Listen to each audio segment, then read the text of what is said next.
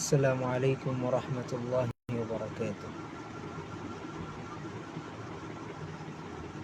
সম্প্রতি আমরা একটা বিষয় লক্ষ্য করছি যে জামাত ইসলামীর আমিরকে নিয়ে বিভিন্ন কথা হচ্ছে এবং তাদের দলীয় বিভিন্ন নেতা যারা এমন এমন কথা বলেছে মন্দিরে গিয়ে, যে কথা বলার পরে কোনো মুমিনের একথা বুঝতে ভুল হয় না যে তাদের ইমানের মধ্যে ত্রুটি রয়েছে। কারণ জামাত ইসলামের একটা চিরাচরিত অভ্যাস হচ্ছে যে তারা একটা ভুল ব্যাখ্যা, একটা ভুল বিষয়কে, তাদের থেকে একটা ভুল বিষয় প্রমাণিত হবার পরে তারা সেই বিষয়টাকে বিভিন্ন ব্যাখ্যা দাঁড় করাতে চায়, কোনো মতে সেটাকে জায়েজ করতে চায়। ইসলাম যেটাকে সর্বোচ্চ রূপে নিষিদ্ধ করেছে, তারা তাদের সর্বস্ব দিয়ে সেটাকে জায়েজ করতে চায়।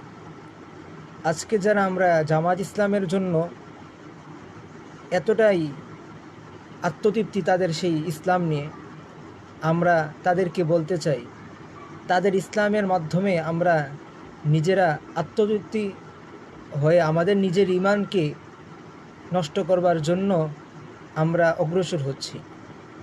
আমাদের ঈমান তো হবে সেই ঈমান, যে ঈমান সাহাবাই কেরাম নিয়ে এসেছেন। সাহাবাই কেরামের যে ঈমান ছিল সেই ঈমান হবে আমাদের ইসলাম হবে মুহাম্মদ আরবি সাল্লাল্লাহু আলাইহি ওয়াসাল্লাম যে ইসলাম নিয়ে এসেছেন সেটাই আমাদের ইসলাম হবে। আমাদের ইসলাম তো এটা নয় যে ইসলাম 1400 বছর পরে মওদুদি রাহিমাহুল্লাহ তাআলা ইসলাম নিয়ে এসেছেন, সেই ইসলাম আমরা আমাদের এদেশে বাংলাদেশে আমরা প্রতিষ্ঠা করতে চাই না। আজকে একটা ইসলামী দলের যদি কোনো ইসলামী দল হয়, আর সেই ইসলামী দলের তাদের দলীয় যে নেতা আছে তাদের চেহারার দিকে তাকালেই তো আমরা বুঝতে পারবো যে সেটা ইসলামী দল।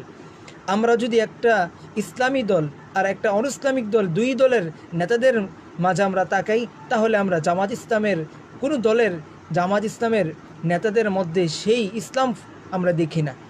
যেহেতু তাদের নেতাদের মধ্যে ইসলাম আমরা দেখি না, তাহলে তারা কীভাবে একটি রাষ্ট্রের মধ্যে ইসলাম প্রতিষ্ঠা করবে? আজকে তাদের থেকে হাজার হাজার তারা ভুল করেই যাচ্ছে। আমরা আমাদের মুসলিম ভাইদেরকে উদারত আহ্বান জানাবো, আমরা পৃথিবীর মধ্যে এজন্য আসি নাই যে কোনো দল করব। পৃথিবীর মধ্যে কোনো দল না করলে আপনাকে মহান রব্বে কারিমের কাছে কোনো জবাবদিহি করতে হবে না। আমাদের জবাবদিহি তখনই করতে হবে যদি আমরা এমন কোনো দল অনুসরণ করি যেই দল অনুসরণ করলে আমার ইমানের মধ্যে সমস্যা আছে। আমাদের শেষ ঠিকানা হচ্ছে জান্নাত। আমার জান্নাতে যাওয়ার জন্য যেটাই প্রয়োজন আমাকে সেটাই করতে হবে, আমাকে যাচাই করতে হবে। আজকে এই যে জামাত ইসলামের সমস্যা নিয়ে শুধু আজকাল কথা হচ্ছে না, এই জামাত ইসলামের সমস্যা নিয়ে অনেক আগ থেকে কথা হচ্ছে। একজন মুমিনের জন্য আবশ্যক হচ্ছে, যেহেতু এই বছর যুগ যুগ ধরে তার ব্যাপারে কথা চলে আসছে, আমাদের জন্য আবশ্যক হচ্ছে যে আসলেই কি সেটা সমস্যা কিনা সেটা যাচাই বাছাই করা।